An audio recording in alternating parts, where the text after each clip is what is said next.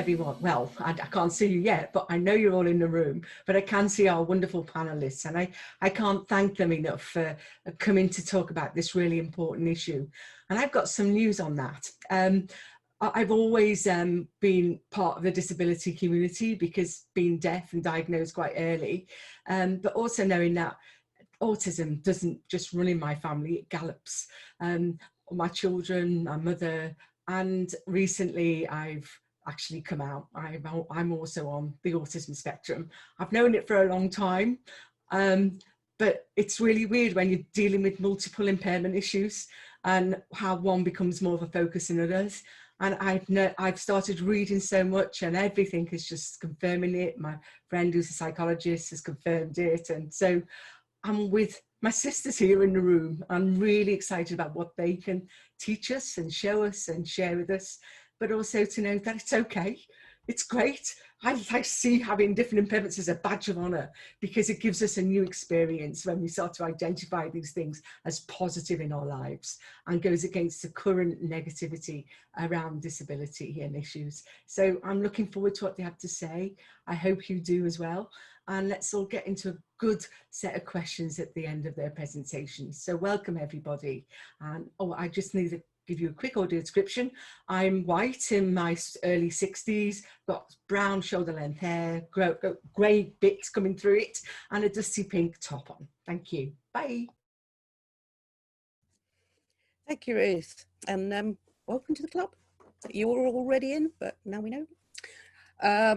Okay, so I'm going to go around my lovely panelists here and ask them to do a quick intro, tell them something about themselves. It's not prescriptive, just whatever you want to say. So because we've been doing the flyer and everything in alphabetical order, I will start with Amy. So Amy Richards, your turn.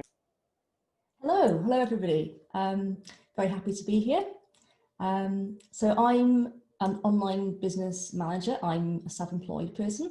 I was a teacher for about 12 years and ended up having to leave that profession, in the process of which I started discovering some things about myself and ended up being diagnosed autistic about 5 years ago. So after experiencing some burnout and some sort of problems in mental health and so on, so I found some answers. Yeah, and I'm here today because Rachel very kindly invited me. Yeah, so very happy to be here and to share some ideas with you. Thank you very much, Amy. Okay, let's go on to Ree then, please. Hello, I'm Ree, and I was diagnosed with autism about 5 years ago. I suspected I was autistic for about 10 years before that. I'm a writer, poet and playwright, and I mentor and I work as a mentor and advocate with autistic adults, as well as an autism trainer and conference speaker. It took me a long time to realise I was autistic because women aren't supposed to be. You're not supposed to have a sense of humour, you're not supposed to be caring, you're not supposed to be connected, you're not supposed to be loving. There's all these stereotypes that come with autism. And all these sort of ideas of autism, I didn't recognise myself in any of them. The sort of Sheldon Cooper from the Big Bang Theory or the Rain Man, not me. And so being a writer, I decided in 2017, I wrote a play about being a late diagnosed autistic woman called The Duck. And we've been touring it around the UK since 2018. Which has been absolutely brilliant. We should have been at the Edinburgh Festival this year, was not meant to be.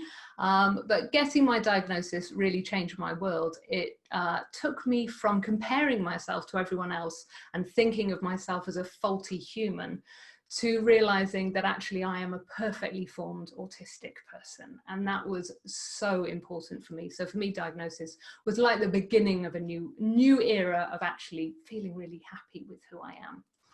And that's why I'm here to share that. Thank you. Fantastic. All right, thank you. Let's go on to Selena then. Shemai, I'm Selena. I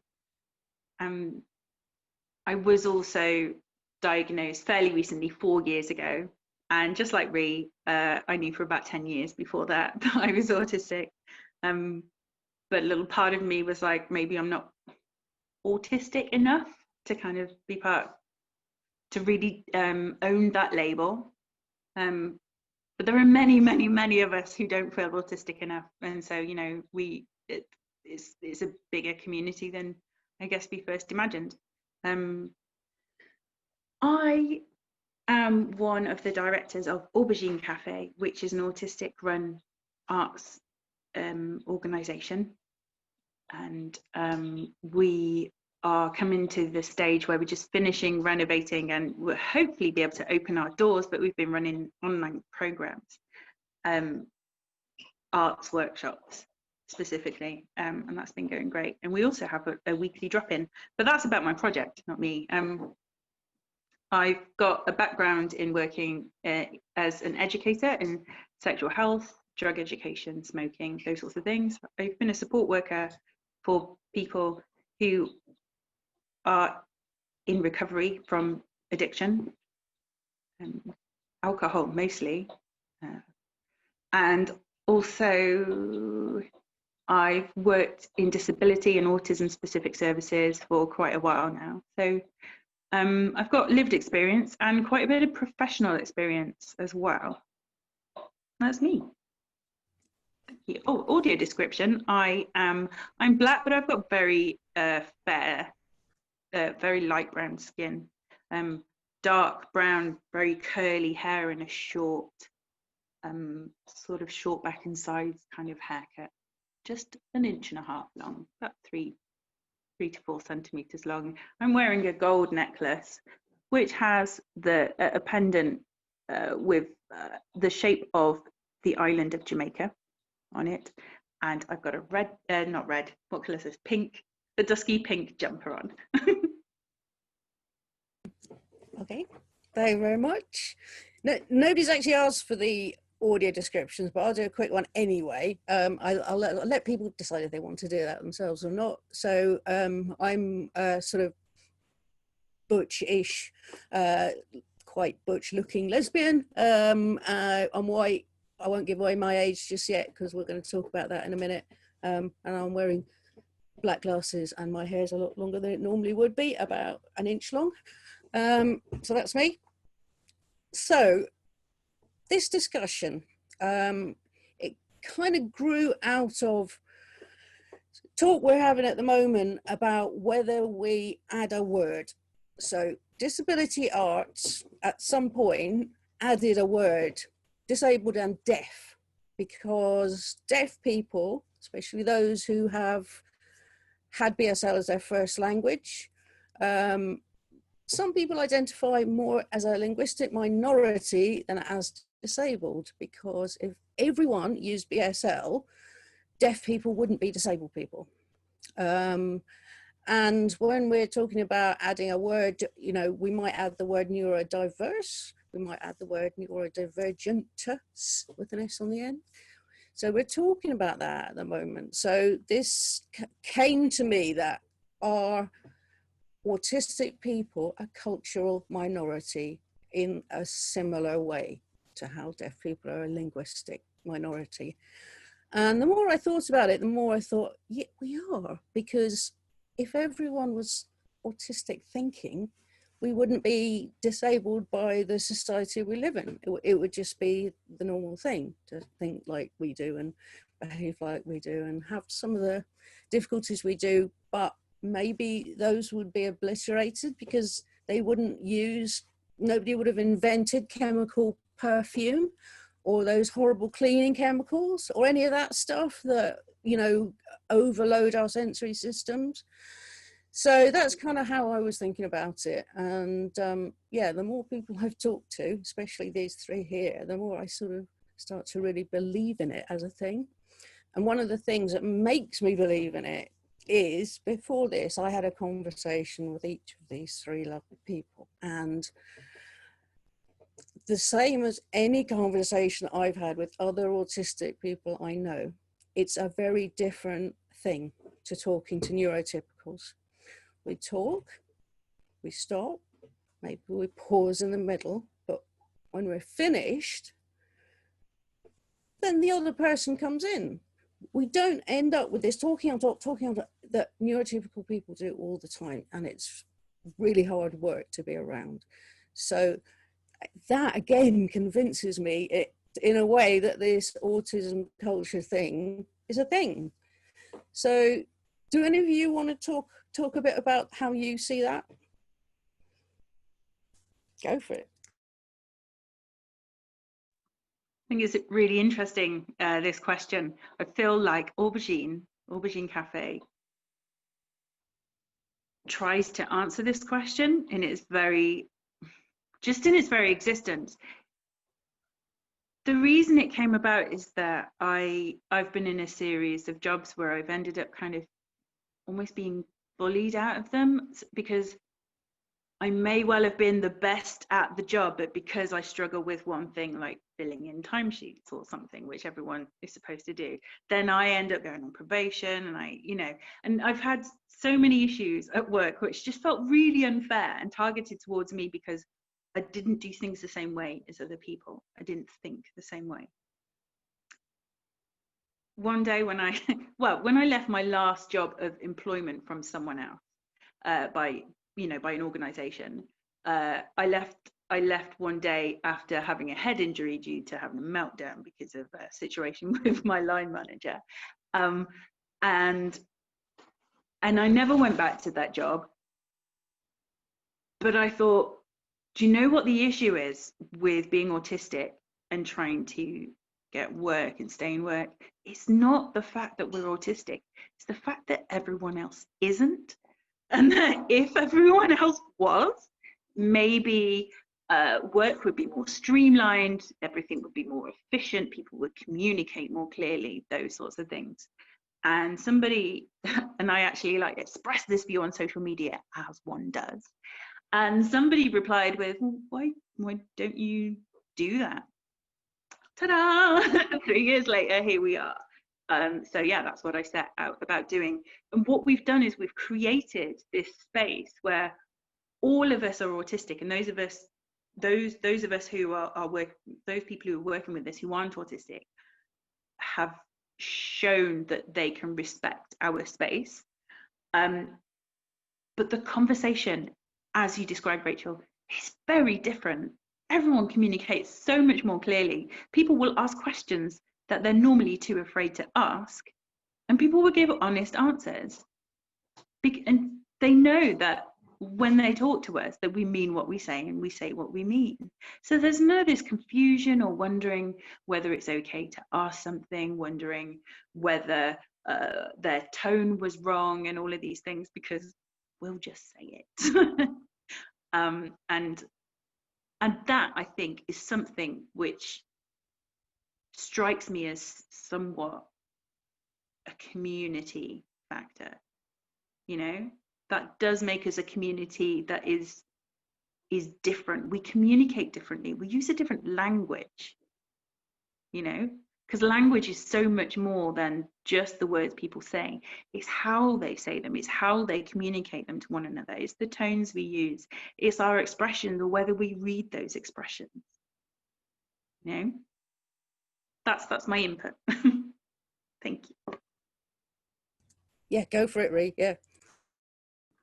Yeah, I completely agree with everything Selena's just said. I think we are, in many ways, speaking a different language. It's that idea of interpretation and how we're understood by other people. So if I'm at work and I'm stuck talking to somebody about Coronation Street for half an hour, they're being friendly. So I've got to interpret that as them being friendly. But if I go to somebody and say, can I please have this information, because that's what I need, I'm being blunt and rude. And it's the idea that there's this dominant method of communicating that is correct, and there's the autistic way of communicating which is incorrect, and that's simply not true. They're just two very different ways of communicating. I was reading a study done by Dr. Catherine Crumpton just this morning, which she's done so much work into how autistic people socialize, and it's really, really interesting. What keeps coming out time and time again is that autistic people communicate with each other just as successfully as non-autistic people do. But when you put the two groups together, that's where you get the misunderstandings. And it's always put upon the autistic person that they've got the deficit. They've got to make the effort. They've got to be the one to change. So when we are in these mixed groups or speaking to anybody who is non-autistic, we're the ones who are expected to make the effort. Now, if we do have this social deficit, then how come we're the ones who've got to do the extra work? That doesn't make sense to me. Whereas actually, if you go into every interaction with kindness and understanding, and assuming the other person isn't trying to insult you by asking you for work or any of that, you know, being clear is so lovely. And it's one of the nice things about being with autistic people is that trust you have that they will tell you if you've got something wrong, if you've misunderstood something, if you've misinterpreted them. You don't have to go away and think, how did I get that wrong? What did I offend somebody? Oh my goodness, I've just realized that when they did that, they were doing a social cue that I completely missed that meant that. And now I'm the one who got everything terribly wrong. When you're autistic, particularly when you're late diagnosed, you grow up being wrong. You are always the one in the wrong. You spent your whole life getting it wrong and everybody else was right. Whereas actually, I think that's fundamentally wrong, that there are two different languages. I love the use of, Selena said, languages. I think there is a sort of translation that's needed between the two methods of communication, that we need a bit more generosity between the two methods of communication. And there is certainly a social difference. We have that social culture that is completely different, the way we interact.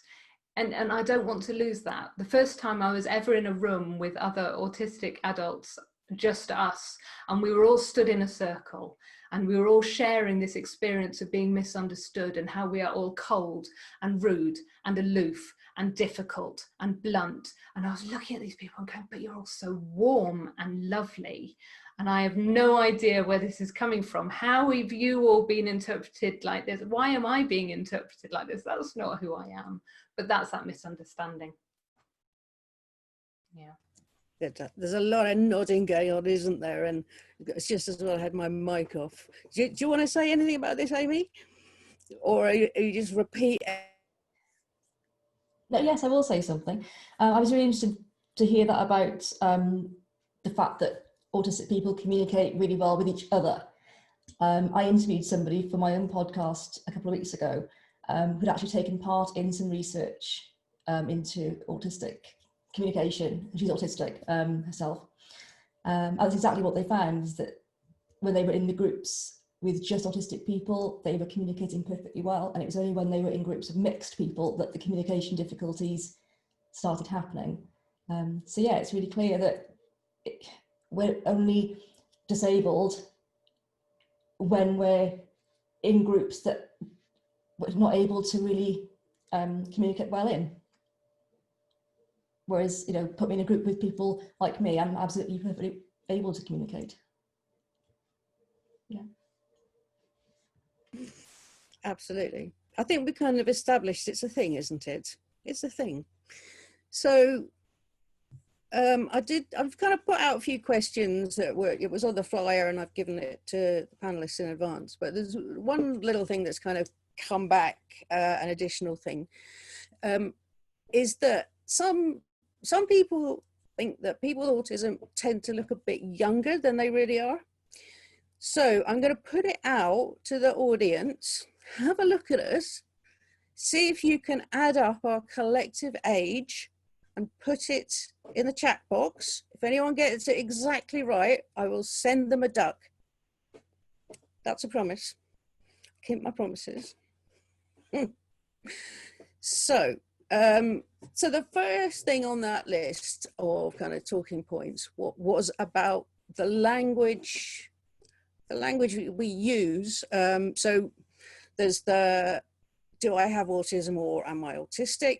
That has changed a lot in the last few years, because the with rather than is, it's shifted. People are now saying I am autistic rather than I have autism, a lot more than they used to.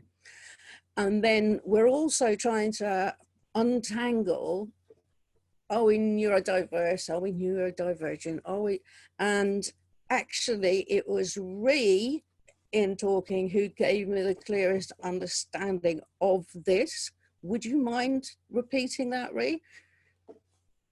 No, I'm happy to. I've had it explained to me by the brilliant autistic artist John Adams many times. He's great at far better at explaining it than I am. So neurodiverse is everybody. When we talk about neurodiversity, we're talking about everybody, whether you're autistic, not autistic, ADHD, every brain type, including, I don't want to use the word normal, because I don't think that exists either. So that when we talk about neurodiverse, that's all brain types. When we talk about neurodivergent, that's somebody who's got a brain type that diverges from the typical. So neurodivergent people are autistic, ADHD, dyslexic, long list. So anybody whose brain does not work in a typical way is neurodivergent. But the idea of the neurodiversity movement is to say that all these brain types are normal. They're all absolutely standard human brain types. And there are many different human brain types that make up humanity. So it's not seeing the predominant neurotype as the standard one. It's seeing everybody's brain types as completely equal but different. That's it, really. So if you were putting the word on disabled, deaf, and which word would you use? With neurodivergent. With an S or without an S? You could do neurodivergency. Disabled, deaf, and neurodivergency? Disabled, deaf, and neurodivergent. That would be the plan, wouldn't it? All right. Yeah. Do either of you want to talk to that, Selena or Amy?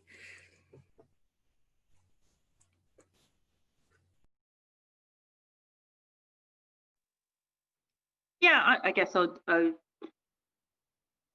I think that language and language use is complicated. It's very complex and it's very fluid.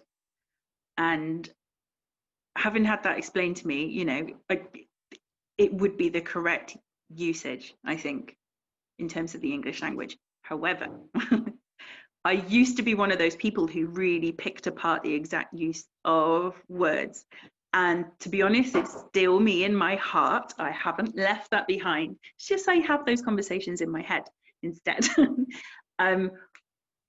I understand, though, that the way that people use language is sometimes not the same as how it is. So if somebody was using neurodiverse and everyone else in the conversation understood them to mean neurodivergent, as you explained it, Ree, then I'm not going to go and say, oh, actually you're using the wrong word. And I think that kind of it's where we start to take things to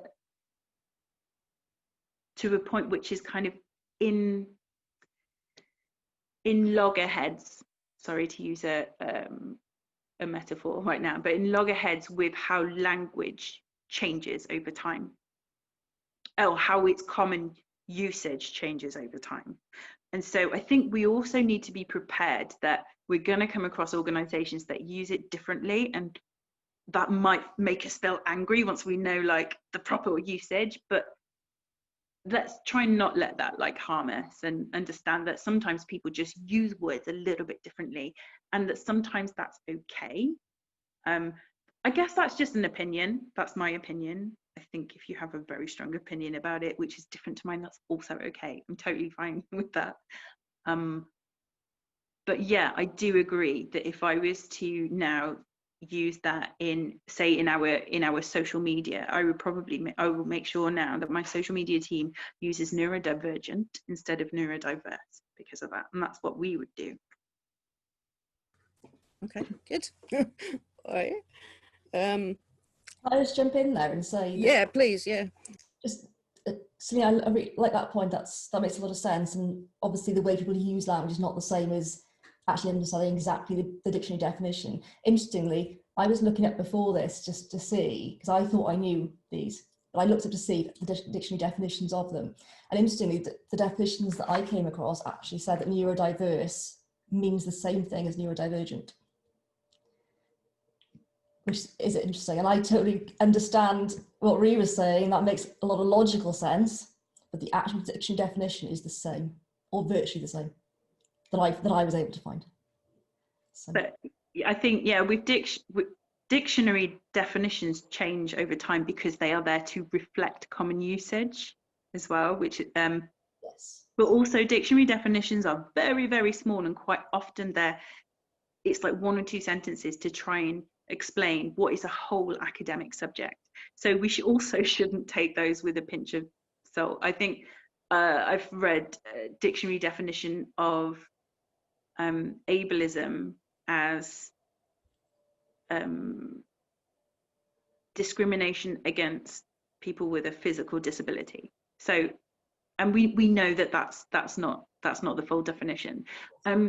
So yeah, always take dictionary definitions with a bit of caution, and remember that dictionary definitions come about after common usage. So it's not like this is the definition of the word and then it becomes common usage. It's like if you see a definition in there that's kind of different to as you understand it, probably because that's what the common usage is at the moment. Yeah, exactly, because I probably thought they were the same myself because of the way I see them being used. It's really interesting that different people have seen them being used in different ways, I guess. Yeah, I think it's the person who came up with the definition who defines it. Well, obviously they define it. I think it's really important. That the most important thing is, when we're talking about these things, that we all understand what each other. It doesn't matter if you get a word wrong, as long as the other person knows what you mean. That's the primary thing for me, anyway. My only thing, I would like to see neurodiverse kept separately, because I think it's really important we have a word for everybody. That it's a really inclusive term, because it actually is everybody, and the idea that all brains are brilliant. Yeah, all brains have their own special things. You just have to find it, don't you? Yeah.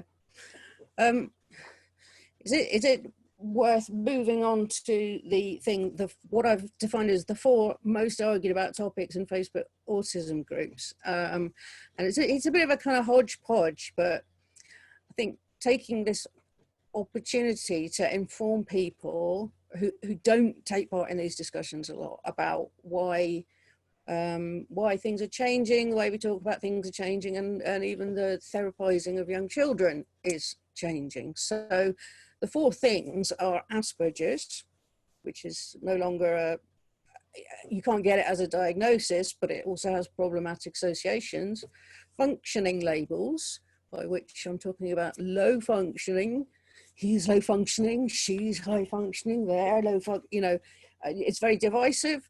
ABA, which is a type of therapy practiced on young children that has changed somewhat, but it's responsible for a lot of what are now traumatized autistic adults. And then there's the puzzle pieces, which you see a lot in logos of autistic or autism related organizations, and why we are now rejecting the puzzle pieces and looking at a different kind of visual logo thing instead.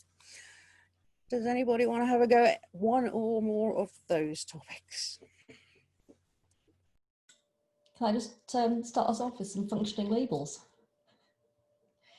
Okay, yeah, I find this a really interesting one, because it just seems to me that using functioning labels and talking about us being high or low functioning, it just seems to kind of gloss over a lot of either people's struggles or the things that they can excel in. And it just seems to, I don't know, because basically I feel that I'm, from the outside, probably I'm going to look fairly high functioning to most people that don't perhaps know me very well. And in lots of situations, that's going to be true. But then it depends on, what day it is, what time of day it is, what I'm doing, who I'm with, what the task is, what the situation is. And sometimes I'm not functioning that well at all. So to say, give me a blanket high functioning label, it just seems to me to sort of gloss over any struggles and difficulties I might have, but also make me into somebody that is going to be very capable of doing everything without needing any kind of supports, helps, or provisions in place to make things easier for me.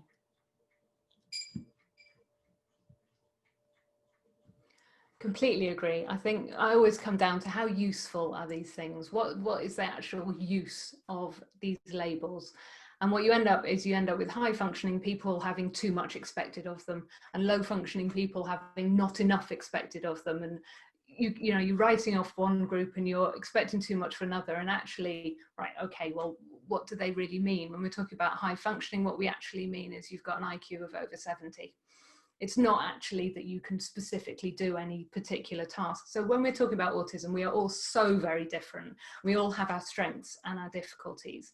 And you have to look at each and every person individually and how they are functioning in relation to that specific thing. So for me, functioning labels, I don't see how they help anything. And I mean, 4 very different topics as well. ABA, I think, there's a few things I could say. There's so many autistic adults who have been through ABA, come out the other side and feel traumatized about it. And I think any type of treatment that tries to teach compliance is not helpful, because I don't think what we need as autistic people is to learn to ignore who we are. We need to actually learn to listen to our bodies, to learn that we are right when our bodies react to something. So if I hear something that is intensely painful to me, it's wrong of me to try and pretend that that doesn't hurt. It's really important that we don't teach young autistic children not to listen to their bodies, not to stim, not to actually be who they are. We need to learn. There are skills you can learn that you don't have to learn how to suppress who you are. And when it comes to puzzle pieces, it's really outdated, isn't it? I mean, it comes from a time when autistic people were thought to be missing something. We were supposed to be disconnected from humanity and not actually a part of the human race. We weren't supposed to have proper feelings. We weren't supposed to love anybody. We weren't supposed to interact with anything. And actually, that is such an outdated view of autism. And the puzzle piece, it just needs to go away now. It just needs to, I get it, you know, but it's from a time when we were not understood in the same way as we are now. And it's lovely that, you know, that so many societies that used to use the puzzle piece have put it to one side, have listened to autistic people, have listened to the community and actually got rid of it. And that it would be really nice to see that die a death. Totally agree. Yeah.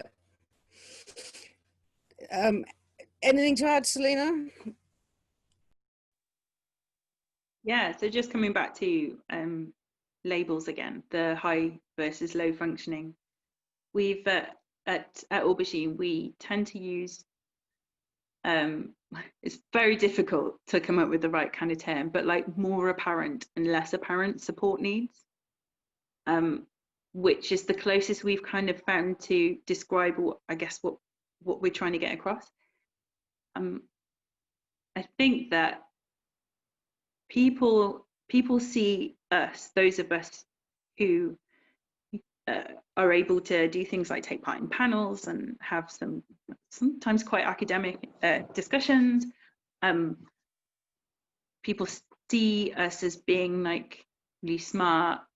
They imagine that we're probably really capable elsewhere in our lives.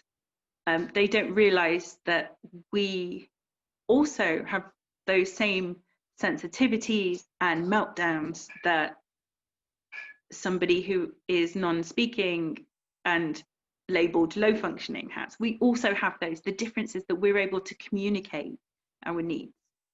I like to show people like a Venn diagram of like people who are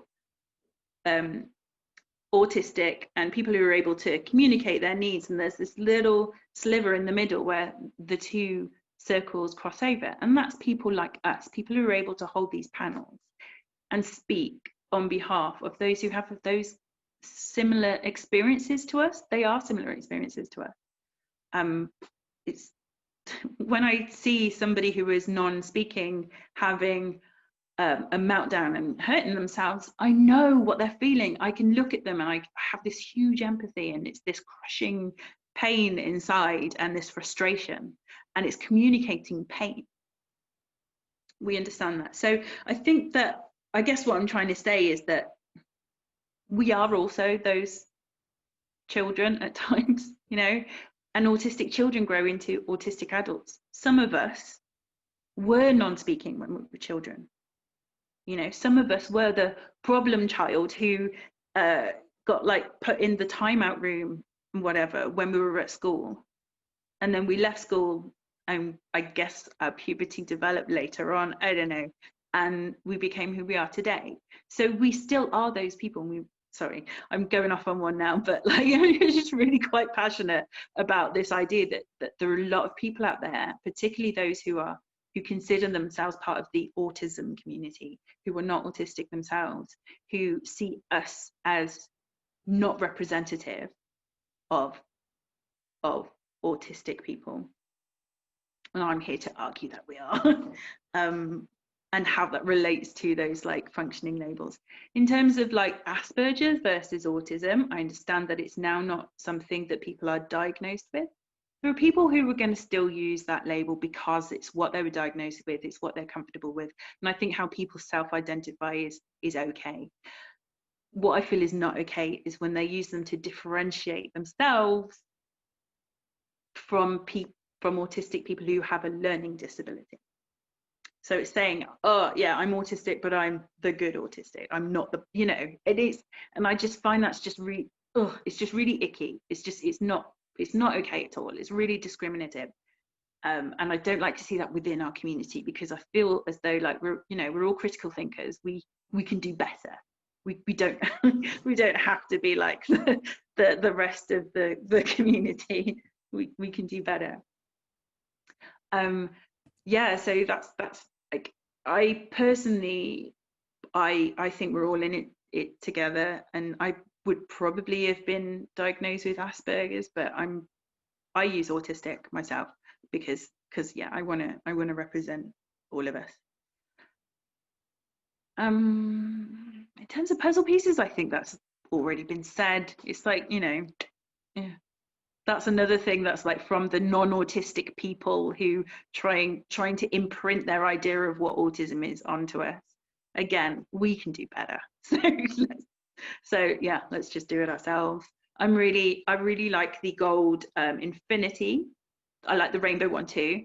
The gold one I just love because I'm a science buff, and I like that it's gold because AU is the chemical symbol for gold, and you know, that's just me.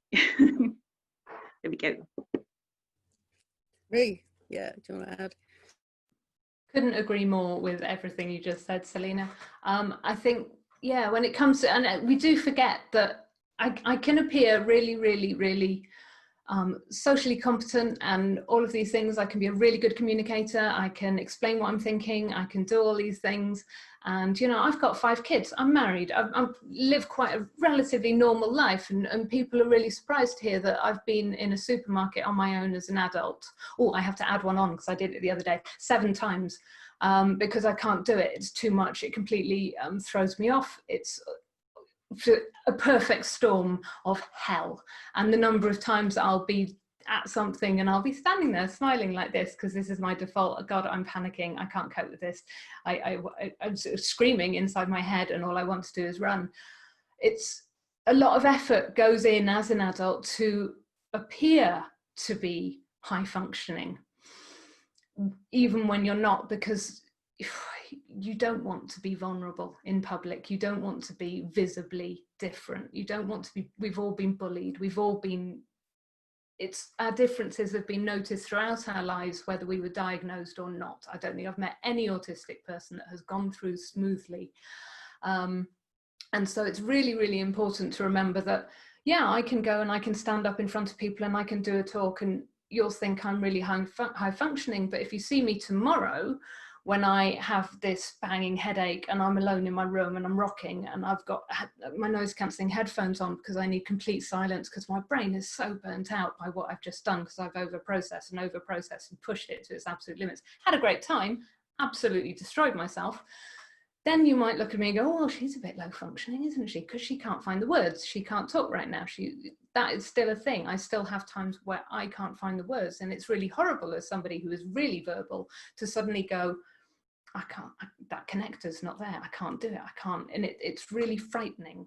And so this idea, again, high functioning, low functioning label, which one are you going to apply to me on which day? As Amy was saying as well, where's the use? I do like the idea of actually thinking about needs, support needs. That's the relevant bit. That's the only relevant bit. What support needs does this person need in any of these situations? Helpful. That's what I'm after. Yeah, I agree with all that. Yeah. And the high and low functioning thing as well. The only thing I picked up, Selena, when you were talking about that I'm not sure about is that even people who are probably going to be deemed high functioning or were given the Asperger or whatever, we can't all express how we're feeling all the time. And, you know, to different extents, of course, but, you know, I know for myself, it's taken decades for me to be able to name emotions. I think that's one of the words I put out a long list of kind of weird things that you get under the autism spectrum, but what is it, misophonia or something, which is the inability to name the emotions. And it also makes it really, really difficult to do any kind of therapizing because you can't talk about them. So how do you talk about them? So I saw your finger there, Selena. Misophonia is the fight or flight reaction to certain sounds. Yeah, alexithymia. Alexithymia, that's the one. That's the one. Alexithymia, yes, struggling to process like what you're feeling. Does that also apply to things like pain and feeling unwell? Those kinds of things. Yes. Yeah, I think it does. Yeah. I have this. I actually communicate with the people who are closest to me to ask them to look out for times when I'm unwell because I can't always tell. And like I was the sort of person who would have to be sent home from work because I didn't really quite know that I was too unwell to be at work. Some things I know, like, oh, you know, I've got really, really bad back pain today, I should stay in bed. You know, that was a lot more obvious to me. But other things, like when I was a little child, I would be playing, and then suddenly just stop and throw up because I didn't know that I was unwell. And with feelings as well, I use a feelings wheel. I didn't realize that I'm not very good at talking about my feelings. It was only when I was with someone who is very emotional who told me, and that's a couple of years ago.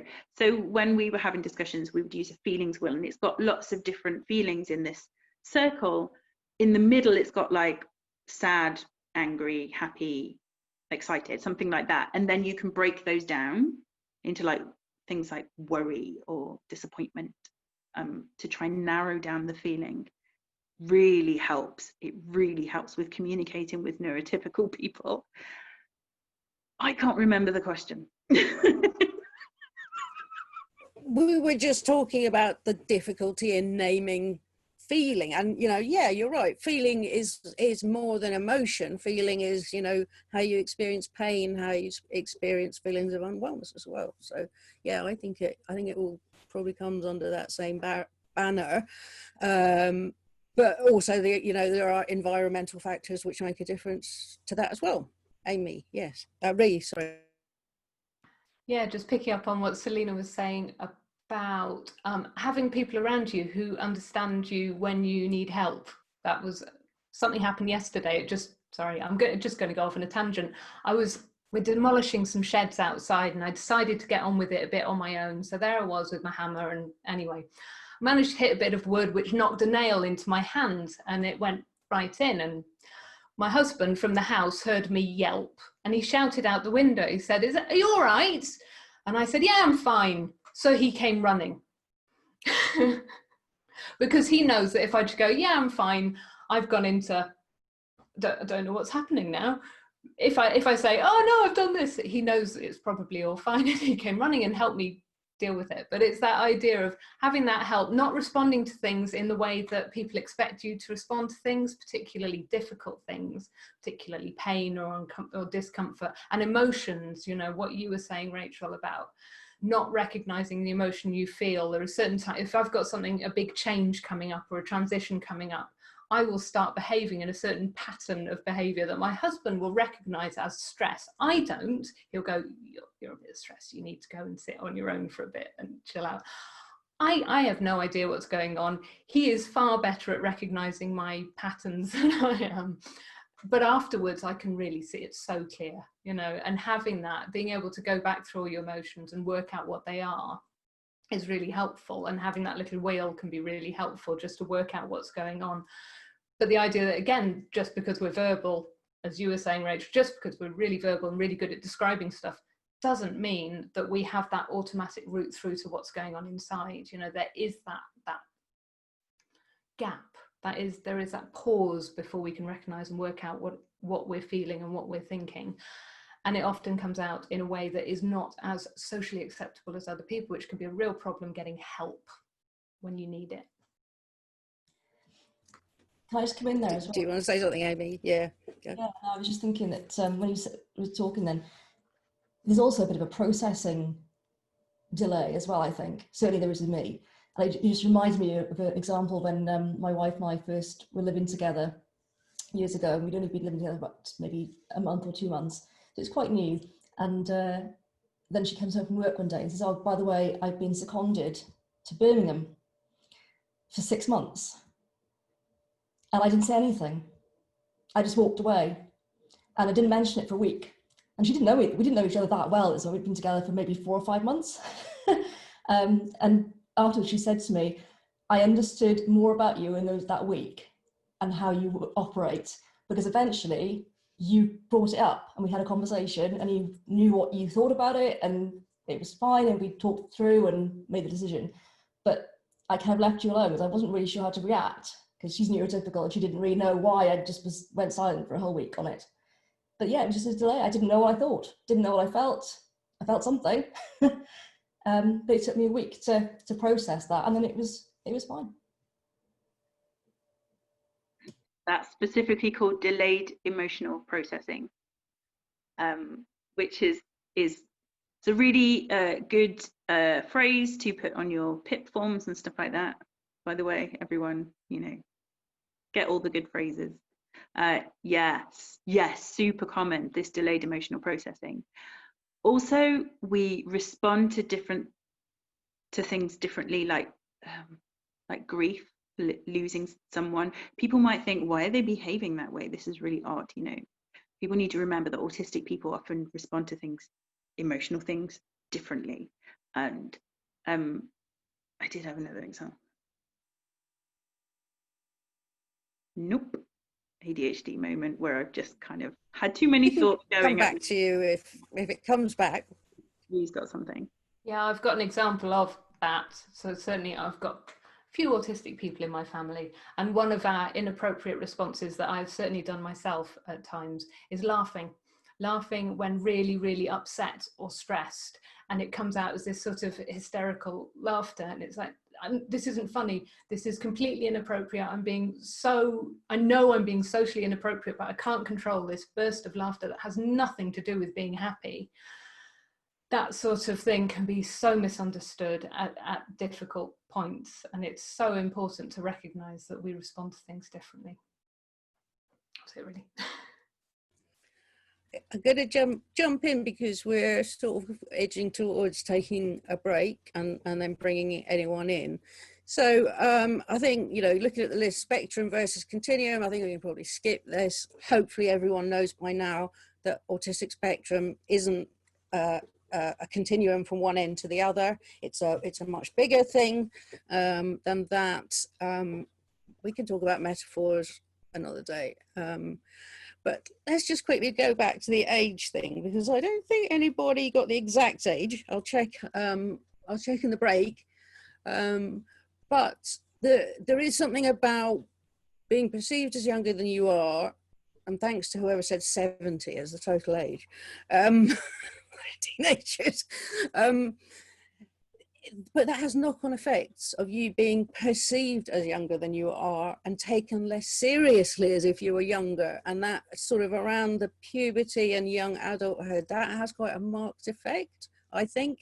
And I always couldn't wait till I turned grey, because then I thought people would take me more seriously, and I am getting there now, but they don't. So yeah, anybody want to have a quick riff on the age thing?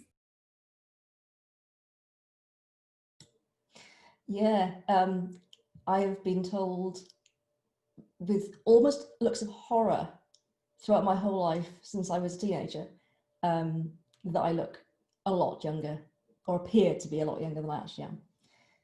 I was a teacher for 12 years, and I think the kids used to struggle with the fact that I think they all thought I was very, very young, even when I really wasn't. And it was difficult sometimes to establish that authority, because if you look very, very young and they perceive you as being that, even to the point where I remember once one of the, it was a non-uniform day, and one of the TAs, the teaching assistants, actually mistook me for one of the children in a classroom of kids that were 14 and 15 years old. It was mortifying, as you can imagine. But yeah, it's happened to me all my life. I got ID'd for various things, you know, when I was in my late 20s. I don't know what it is, because I wonder whether it's not just looking younger. I think it's almost being perceived to be younger. It's something more than just how we look, I think, isn't it? It's something to do with the way we act or the way we come across, I think. Possibly emotional maturity, immaturity as well. Yeah, Rig? Yeah, I had the opposite when I was much younger. So when I was sort of 12 to 14, everyone thought I was an adult, and I'd be, yeah, somebody would say, so, you know, which pubs do you go out to? And I'm 12. And I think that probably had something to do with quite a mature way of speaking, quite a formulaic way of speaking. I didn't use a lot of slang. I didn't use all that, you know, I wasn't talking about the things that other kids my age were talking about, which is probably what led to that. And then from sort of 20 onwards, I've always had people thinking I'm younger than I am.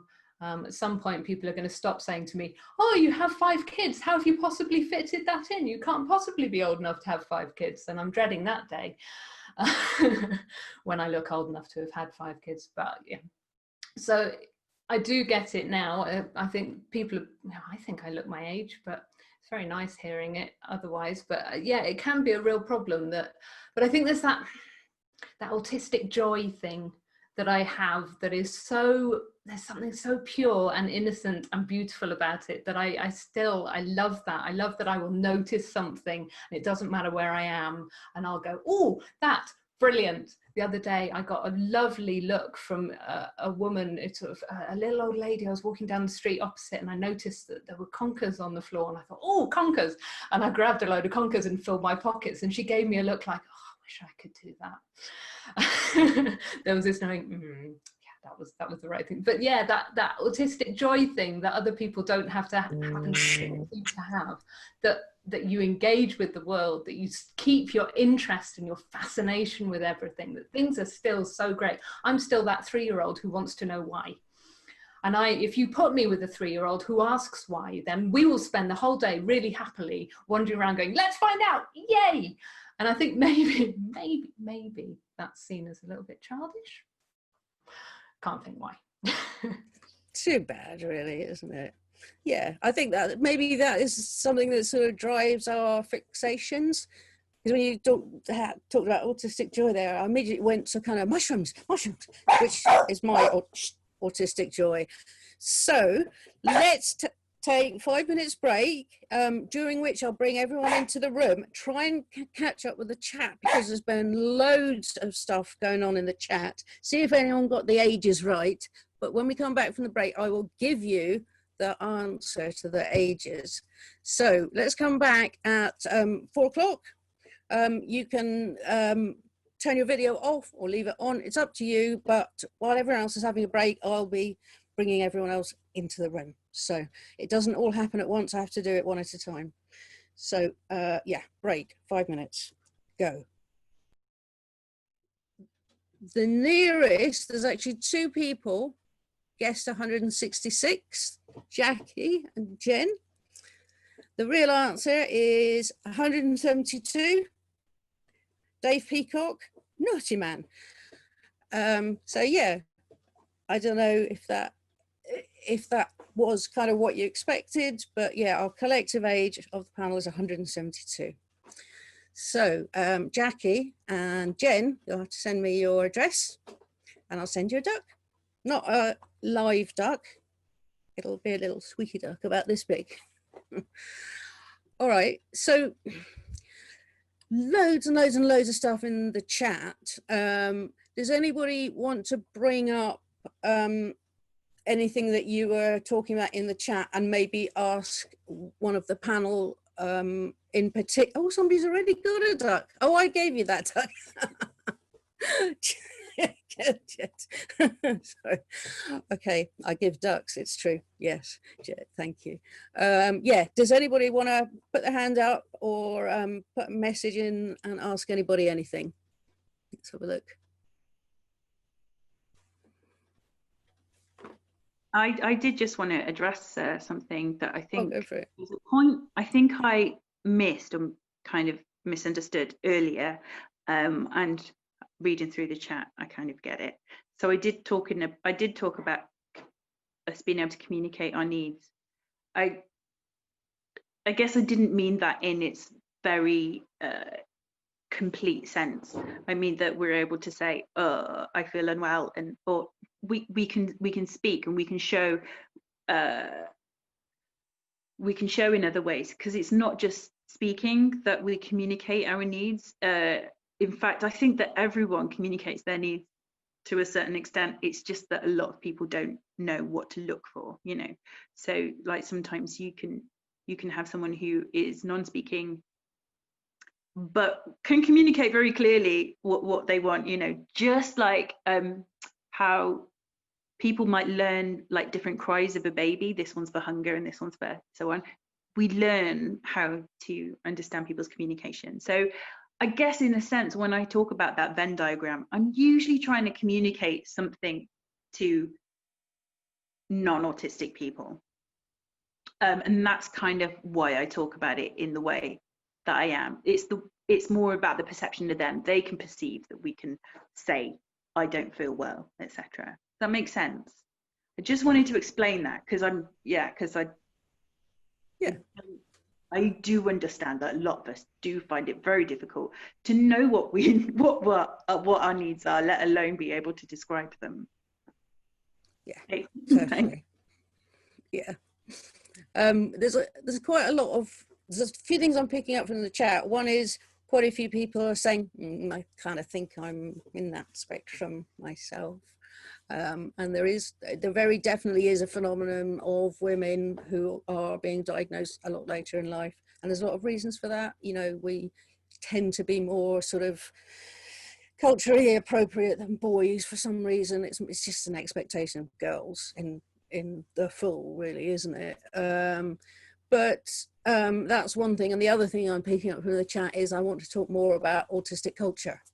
So does anybody want to say something about that? How you feel about autistic culture? Do you see it as a thing? Do you have your own spin on it? Anybody want to go on that?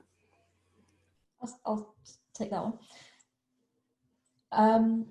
Yeah, so when I was thinking about this, between you inviting me on and actually us having this conversation today, so I started off just thinking, you know, well, what is culture, first of all? Because in order to think, well, do we have an autistic culture? What is culture? And it's really a shared, if you take it as being shared beliefs and a shared way of looking at the world, and a shared language and shared sort of ideas and things, I think we definitely do, it seems to me, because we definitely got our own perspective on the world. We've definitely got a lot of shared experiences, because all of the autistic people that I talk to online, that I've interviewed for my podcast, we all have very different lives, but we've all got some very shared experiences and shared ways of looking at those experiences. And it does feel, when I'm talking to other autistic people, that I haven't got to explain myself in the way that I might have to in a more general room of people or a general space. And that does feel a little bit like for me as a gay woman, being in a space with other gay women, that sense of I can relax because everyone gets it. we've got our own kind of maybe shared jokes or shared ways of looking at things, and nobody has to sort of second guess or overthink. We can just be. And if that is what a culture is, then I think definitely we have a culture as autistic people. Yeah, I agree, absolutely. I think when I started writing about autism and set up my blog, I've really had so many people come back to me and say, you're describing my life.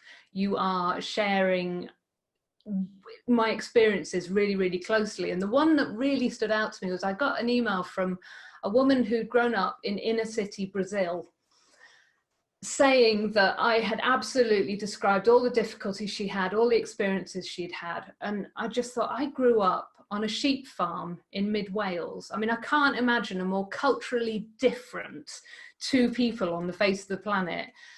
And yet she felt that we had this shared experience. And it is that when I found the autistic community, when I started talking to autistic people for the first time, it felt like coming home. It felt like this really joyful connection. And yet we are so different, because autism is how I process the world. It's not my personality. It's not who I am. It's how I see things and how I work through things.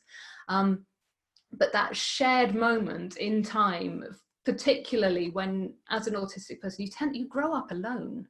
You grow up seeing the world in a way, and you grow up assuming that everybody else thinks like you. You know, I think we all do that. Everybody does that. And the thing is, most people are right.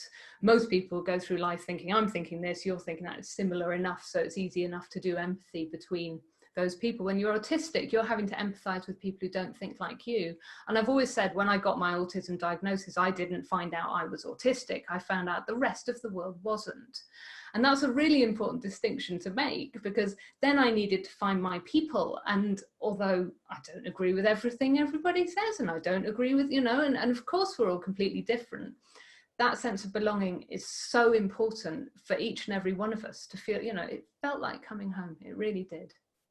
Yeah, I identify with that completely. Exactly how it felt for me as well. Yeah, me too. Yeah. Miranda's got her hand up. I apologize, I didn't see that before. I was looking at the chat rather than the panelists thing.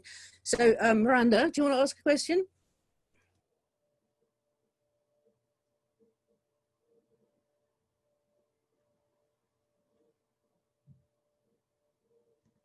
Oh, I had to unmute my microphone because it rustles every time I move, apparently. So, yeah, only I've now got another question. But the first question I had was about you talking about, when you were talking about autistic people being perceived as or appearing blunt or rude.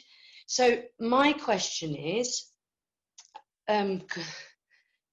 if you lived in a culture, and I don't want to be racially stereotyping anybody, but if you lived in a particular culture where the words please and thank you, for example, don't even exist, never mind be used, so this kind of blunt, rude communication style is perfectly general and normal in that culture. So how then do those cultures perceive, treat, respect or not respect autistic people as a result of that cultural communication style difference? So that's a big question, and it's rhetorical. If people want to, I've put it in the chat if anyone wants to think about that. But the question that really I want to ask, that just came up for me, was in relation to something Rachel said about not knowing or feeling able to identify, never mind express, feelings and emotions.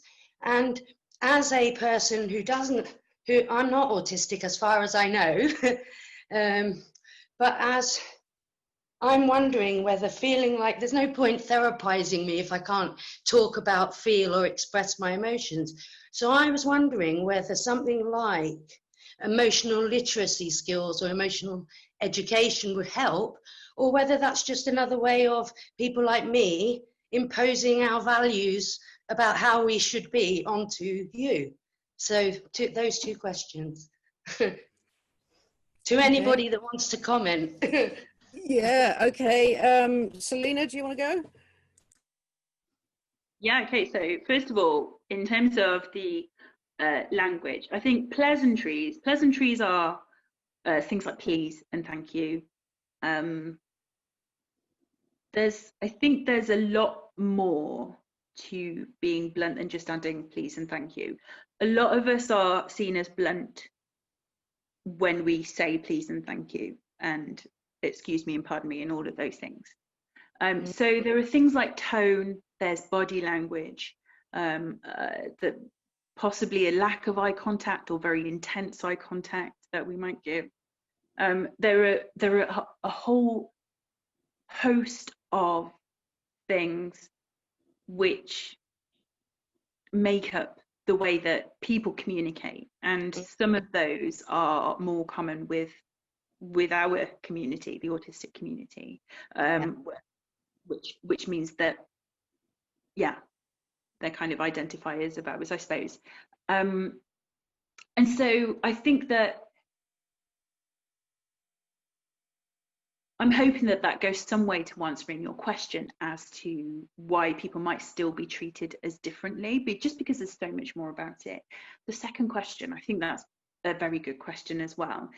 Is it imposing values upon autistic people by, sorry, I'm just trying to rejog. Is it imposing by sort of like teaching emotional literacy skills? I think they're useful skills. I think it becomes problematic when people are expected to reach certain attainment levels of emotional literacy. So once they start like marking it at school and those kinds of things, I think they're useful skills. If they're not necessarily skills that I just find, another thing I find really icky is sort of like it's just the expectation of us that we can then learn these so that we can be normal. Yeah, which I think is what you were kind of alluding to. So yeah, I agree that it is a very important thing to think about. I think that most people, when they are teaching people emotional literacy, they think that they are helping that person to become a more whole human. And I think that if we were to like change the narrative around that, it might be more productive. These are neurotypical communication skills. This is how you understand what neurotypical people might mean. This is how you might communicate back to them so that they can understand you. But it's also okay that you communicate differently amongst the people that you know. You know, perhaps we can change this narrative so that we are talking about neurodiversity and all brains being okay. It's a bit like learning another language in a way, isn't it? Or learning how to use your own language in another way. Yeah, which you were talking about before also. Does anybody want to go on that? Because otherwise there's a couple of things. Oh, Dave, yeah, did you want to say?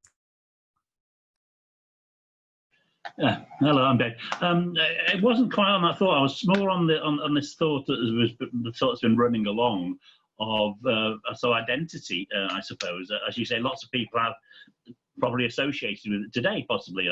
I've noticed that myself, there seems to be a greater acceptance than there was. I'm 70. In my youth, there wasn't. Oddly enough, I know that the figures are such that way back it was. I thought there were 7 in 10,000 people that were autistic. Now it's 1 in 100. You know, it's gone like that. So the figures have changed. It's interesting that that women seem to be more acceptant of it. Today, we're represented far more in this forum with women than we are by men.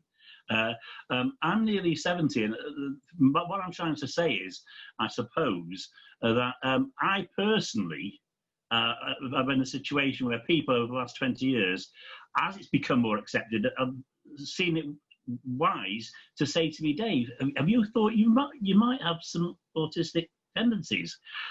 And now, because of the situation, I would find it personally empowering rather than a disadvantage. And I think this is the point which I'd like to make is, do the panel think there's any ways or things that should be done in society or even politically to try and encourage a situation where now we are getting more receptive to divergence in society, that it does become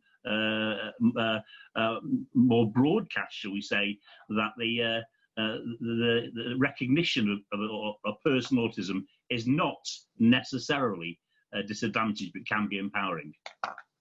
That's the question, I suppose. Good one. Yeah, I think Ree and Selena are both itching to talk on that one. Are you? I think I just saw Ree just before Selena. So Ree, go then Selena.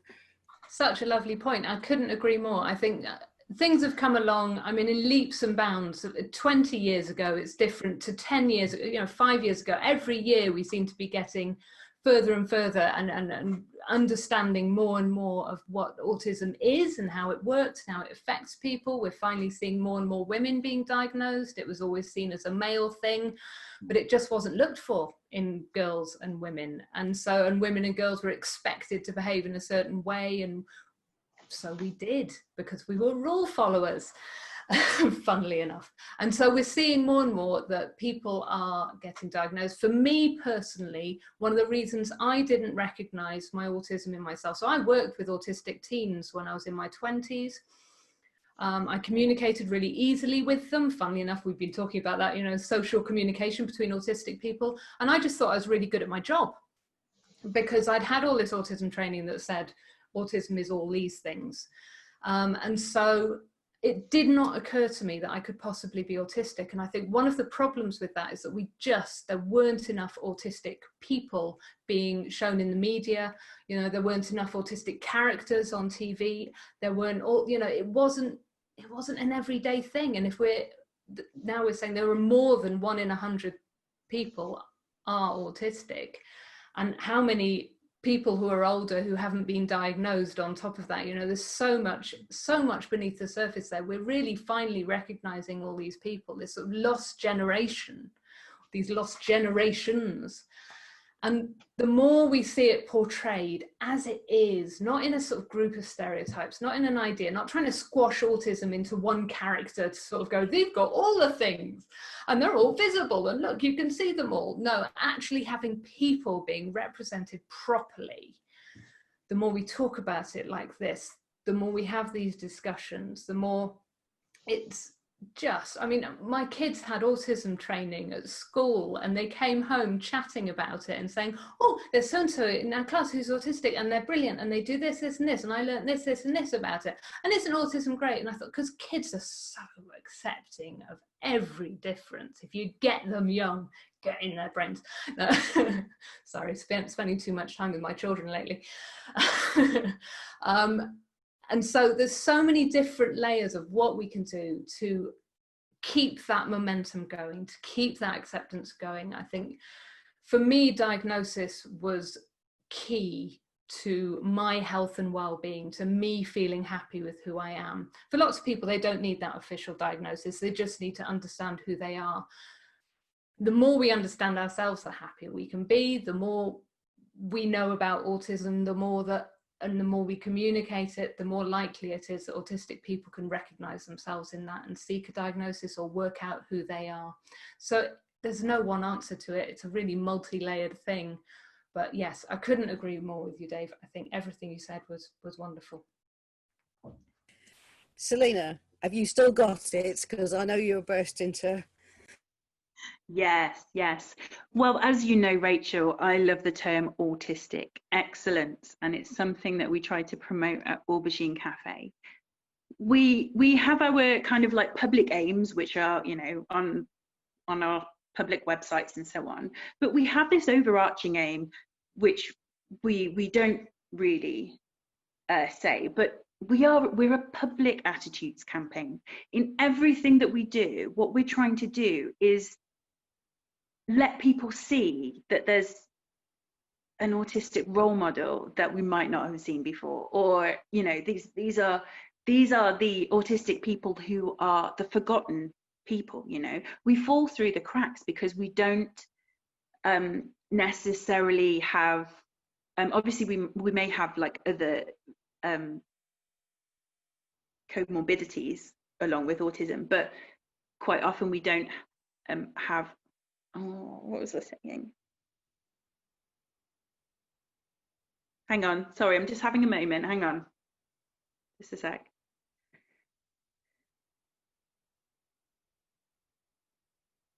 What was the last thing I was saying, Rachel?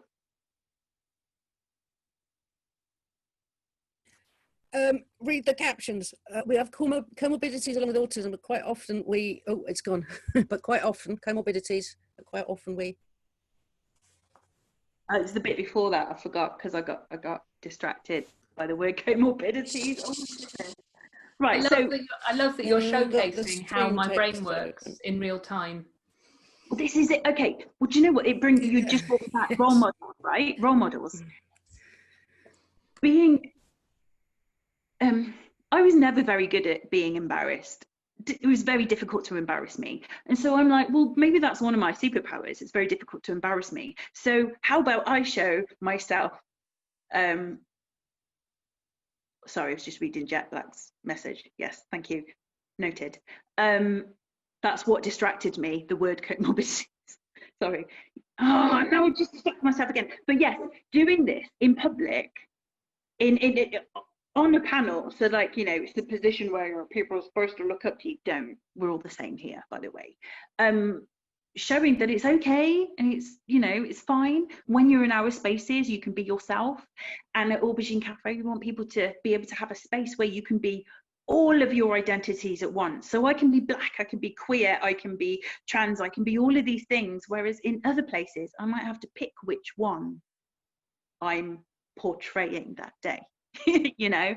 And I think that by having these spaces and these role models and people seeing more and more that we are not just a young boy who is non-speaking and harms himself. Yes, we are those too, but we're also all of these things. And autism doesn't mean decipit, because we can bring all of these gifts to you and to your community. And in our case, at Aubergine Cafe, is going to be all of the amazing art that we're going to showcase, all of this autistic excellence that we're going to be showing to the world. And I want to see more places like that. And yes, get in touch if you want to sort of like come along to any of our like groups as well. Just please, let's have more models, just more people out in public. We've put out your links all over Twitter. It's in the flyer, so hopefully people will be able to pick that up if they want to get in touch. You're based in Cardiff, yeah? One day I'll get there. So gosh, there's a lot of things in the chat. There's so many things I really want to address, and we've got 6 more minutes, so we won't be able to address everything. Jet, the comorbidities thing, I agree with you, but I keep using the term because I don't know what else to use. What is there something, do you know a different way of saying that? My 5-minute bell. That was a question to Jet. You can put it in the chat or you can turn your mic on if you want to.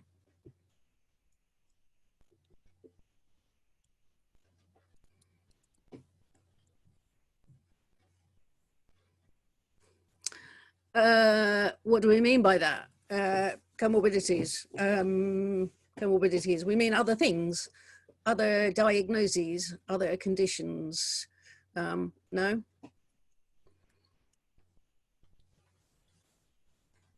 Co-occurring, coexisting. Okay, yeah, that's probably better. Yeah, okay. There is, okay, I'm going to have to save this chat because there's so much in there. There's another thing I'm just quickly going to point out is that there is a far bigger percentage of gay, queer, trans, all those, you know, alternate kind of genders and sexualities in the autism community than there is in the bigger community. Selena, you are bursting to speak. Go for it. Turn yourself off instead of on. Oh, yes. Yeah, I've got a theory in this. I think there are scientists, psychologists and so on, who are looking at why this might be, why we tend to be more gender divergent and so on. I think it's simply because a lot of things like gender are neurotypical social rules, and we're just not very good at following these neurotypical social rules because they don't make sense. I often think that autistic people make like really, really good advocates for causes such as like anti-racism stuff, because racism doesn't make sense. If you break it down, it's like, yeah, it doesn't actually make sense. There's no like actual difference between us. We're the same species. And so yeah, I think a lot of these things, we're just more likely to be able to be ourselves. I think it's the neurotypicals that are repressed. They're like squashing this down because they're trying so hard to like fit into these rules that they've created themselves, and they should just be a bit more free, like us. I do wonder if 3 minutes. Ree, sorry, go on. Really quickly. I do wonder if it's because we don't process social information automatically, because we're doing it all consciously, we can see it all. It's all laid bare. If you're doing it automatically, maybe stuff sneaks in behind the scenes, and it all, yeah, that can't be fun. It's much more fun making your own decision about who you are. Totally. So, but we have to finish on time with these things. It's just the way it is. So, Amy's been quiet for a long time. Is there anything you quickly want to say? And then I'm going to go to Ruth to wrap us up. Yeah, so just quickly to speak to what was just being discussed then. I mean, it is absolutely fascinating to me that does seem to be quite a trend that we do seem to be overly represented as in gay people who are also on the autistic spectrum. And I wonder whether it is just a matter of we're just more, because we don't think in the same ways as neurotypical people, I think perhaps we're just more open to exploring the differences within ourselves anyway, and more open to embracing those differences, perhaps. Maybe it's not that there are more of us, just there are more of us who are open about it and happy to explore that side of ourselves. Maybe, yeah, gosh. I could take this chat and probably get another 3 or 4 sessions out of it. So much interesting stuff, and I wish I could address every single thing, but I can't. So going to go to Ruth to wrap us up, and but thank you so much to Amy in alphabetical order, and Ree and Selena and everyone else who's been here today. Thank you. And I also want to say a big thank you to Rachel for putting this together. Can we just do a wave in our cameras and just really thank you and the speakers. It's been a fantastic conversation. I do want to remind you that we are an arts organisation, and I think what is really quite exciting is that many artists are on the autism spectrum in different ways. There's lots of very famous people I know who have not come out, who should be. And one of the great things about how society is moving on is that this is part of humanity. This is our lived experience, and we needn't be afraid anymore. One person, an autism school teacher, was looking at my daughter when she was in secondary education and said, "I've got a cure for autism."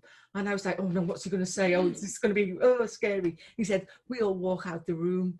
And I think that's one of the problems. It's what we impose on people that makes our lives hard. So I hope there's been a lot more understanding today. And for those of you who don't know where you are, research it, come out with it, and don't be afraid of examining who you are in this life, and keep in touch with us. Thank you so much. Have a great weekend, and we'll hope to see you at the next Crip Talk in a few weeks. Bye. Thank you. Well done, everyone. Thanks very much.